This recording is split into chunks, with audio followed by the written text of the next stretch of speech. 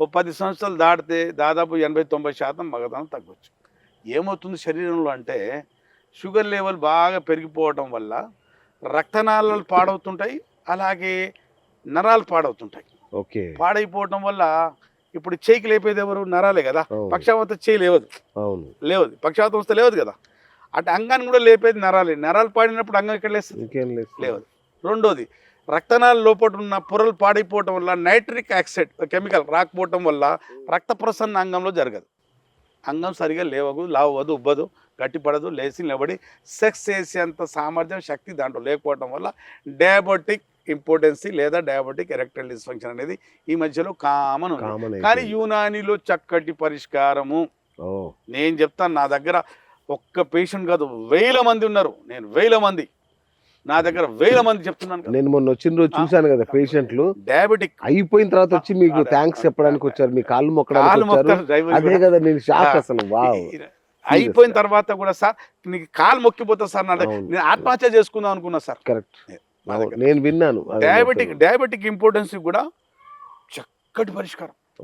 యునాని మందులతో ఏం చెప్తానంటే తన ట్రీట్మెంట్ మీద నమ్మకం ఉండాలి. నేను ఏమంటానంటే నేను చదువుకున్న సబ్జెక్ట్ మీద, పైథాలజీ మీద, అనాటమీ మీద, ఫిజియాలజీ మీద నాకు పట్టు లేకపోతే నా ట్రీట్మెంట్ మీద నేను మాట్లాడొద్దు. Correct.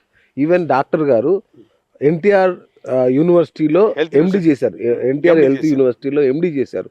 So is very much qualified, right. So ఇంకొకటి సార్, వీర్యం వైట్ కలర్లో ఉంటుంది, తెలుపు కలర్లో ఉండాలి. కొన్నిసార్లు గోధుమ కలర్లో, పసుపు కలర్లో కనిపిస్తుంటది కదా, అదేమన్నా డేంజర్ సిగ్నలా?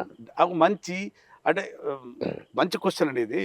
మనం ఒక్కసారి వీర్యం బయటకు వచ్చినప్పుడు తెల్లగా ఉంటుంది, అది పిగ్మెంటేషన్, అది ఆరోగ్యమైన సిమన్ వీర్యం. కానీ దాంట్లో అంటే పసుపు రంగు రావటం, లేకుంటే బ్లడ్ రావటం అంటే ఏదో ఇన్ఫెక్షన్ ఉంది. ఆ కలరే నీకు సూచిస్తుంది, రే ఏది ఉందిరా నాయన, నువ్వు డాక్టర్ దగ్గరికి వెళ్ళు. ఓకే.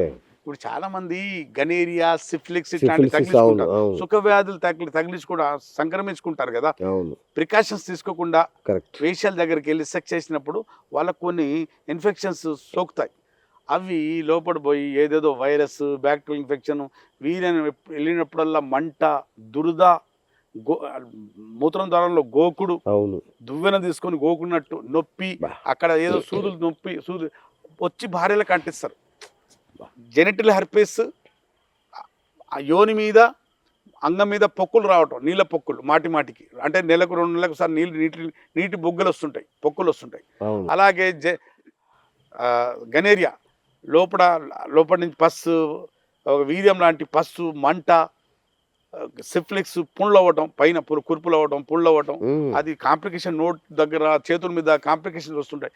ఈ అన్నిటికీ చక్కటి పరిష్కారం. సిఫ్లిక్స్ అయినా, గనేరియా అయినా, జెనిటల్ హెర్పిస్ అయినా మా దగ్గర యునానిలో ఎలాంటి సైడ్ ఎఫెక్ట్ లేకుండా ఈ సమస్యతో ఒక్కసారి మందులు వాడుకుంటే బయటపడతారు. శాశ్వత పోతుంది. మా దగ్గర చాలా మంది ఇప్పుడు అటు కోనసీమ నుంచి మా దగ్గర చాలా మంది పేషెంట్లకు జెనిటల్ హెర్పిస్ కేసులు చాలా వస్తాయి మా దగ్గర ఇప్పటికి. ఇక్కడ హైదరాబాద్లో కూడా ఉన్నాయి. ఇప్పుడు నాకు దుబాయ్లో కూడా చాలా కేసులు తగులుతుంటాయి. నేను దుబాయ్ కూడా వెళ్తుంటాను కదా. జెనిటల్ హెర్పిస్ ఈ మధ్య కాలంలో చాలా పెరిగిపోయింది. దానికి చక్కటి పరిష్కారం ఉంటుంది యునానిలో, చక్కటి పరిష్కారం. ఇక అత్యంత ప్రధానమైన ప్రశ్న గురుగారు, అంటే దాదాపు 80% మంది పురుషులు ఎదుర్కొనే సమస్య ఏంటి అంటే 1 minute అవుట్ అయిపోతుంది. ఇది ఏంటి అసలు? ఆరోగ్య సమస్యనా, అనారోగ్య సమస్యనా, లేదంటే సైకలాజికల్ అని చాలా మంది చెప్తారు, భయం వల్ల అలా జరుగుతుందా, నిజంగా ఏదైనా ప్రాబ్లం ఉంటే అలా అవుతుందా? ఇప్పుడు టైమింగ్ తగ్గటానికి టైమింగ్ ఎంత ఉండాలని అడిగితే 2 minutes కన్నా తక్కువ ఉంటే అది ప్రీమ్యాచ్యూర్ ఎజాకులేషన్. 1 minute కన్నా లోపల వెళ్ళిపోయింది అనుకోండి, అది ప్రీమ్యాచ్యూర్. అంటే లోపల 1 minute మొత్తం లోపల పెట్టాక ఆ యోని తడిని, ఆ వెచ్చదనానికి తట్టుకోలేక వీర్యం వెళ్ళిపోతుంది నిమిషం లోపల అంటే మనోడికి సమస్య ఉన్నట్టే. ఆ కారణాలు ఏంటని చెప్తాను మళ్ళీ. ఇప్పుడు 2 నిమిషాలు అంటే నార్మల్, 2 నుంచి 5-6 నిమిషాలు 7 నిమిషాలు అంటే నార్మల్. ఇప్పుడు ఇక్కడ కారణాలు ఏంటి? ఇప్పుడు చాలామంది ఇప్పుడు దీనికి ఏదేదో చెప్తారు, కానీ ఫస్ట్ ప్రథమంగా యునాని సైన్స్ ప్రథమంగా చెప్పేది ఒకటే, బల్ల గుద్ది హస్తప్రయోగం ఎవరు చేస్తాడో అంగస్తమన తగ్గుతుంది, టైమింగ్ తగ్గుతుంది. హస్తప్రయోగం వల్ల ఏమవుతుందంటే ఈ ముందు భాగం చాలా సెన్సిటివ్గా మారుతుంది. మన బ్రెయిన్లో ఉన్న నరాల మధ్య ఉన్న కోఆర్డినేషన్ కెమికల్ ఉంటుంది, ఒక సీరోటోనిన్ ఒక హార్మోన్ ఉంటుంది, ఆ హార్మోన్ తగ్గిపోతుంది. ఎగ్జాంపుల్ చెప్తానండి. ఇప్పుడు నాకు మూత్రం వస్తుంది, నా గురించి చెప్తాను. ఇప్పుడు మనం ఇంటర్వ్యూ జరుగుతుంది, నేను ఆపుకుంటున్నాను అనుకోండి, రైట్. ఇప్పుడు ఇది వస్తుంది, ఇది ఆపుకుంటున్నాను, ఈ రెండు ఆపుకోగలుగుతున్నానా? మరి నేను సెక్స్ చేసేటప్పుడు వీరేం వెళ్తుంటే ఆపుకోలేకపోతున్నాను ఏంటి? అవును, ఇది ప్రశ్నే కదా. కరెక్ట్. నేను ఎమర్జెన్సీలో మూత్రం ఆపుకుంటున్నాను, మలం ఆపుకుంటున్నాను, కానీ వీరేం ఆపుకోలేకపోతున్నానంటే ఇక్కడ ఏదో జరిగింది కదా. అది ఏంటంటే మన బ్రెయిన్ సెంటర్లో నరాల మధ్యలో మన జననాంగాల దగ్గర ఉన్న కండరాల్లో నరాలు ఉంటాయి కదా, నరాల మధ్య ఉన్న సీరోటోనిన్ కెమికల్ తగ్గిపోవటం వల్ల ఆ పట్టు ఉండదు. ఓకే. ఆపుకునే శక్తి, వీర్యానికి ఆపుకునే శక్తి ఉండదు, ఒక కారణం. రెండో కారణం ఏంటంటే ఈ ముందు భాగం చాలా సెన్సిటివ్ అయిపోవడం, హస్తప్రయోగం చేయడం వల్ల ఈ భాగం చాలా సెన్సిటివ్గా మారుతుంది. యోని వెచ్చదనం తడిని తట్టుకోలేదు అంగం, తొందరగా సిగ్నల్ బ్రెయిన్కి వచ్చారే తీసేరా బయటికి వచ్చేస్తుంది. ఇక్కడ ఏమైంది, సీరోటోనిన్ పెరిగి పట్టుతం తగ్గింది, రెండోది సెన్సేషన్ పెరిగింది. మూడోది అంటారా, యూరిన్ ఇన్ఫెక్షన్ వల్ల కూడా కావచ్చు, ప్రాస్టేట్ ఇన్ఫెక్షన్ కూడా కావచ్చు, సెమినల్ వెసికల్స్తో ఇన్ఫెక్షన్ కూడా ఉంటే కావచ్చు. అర్థమైందా మీకు?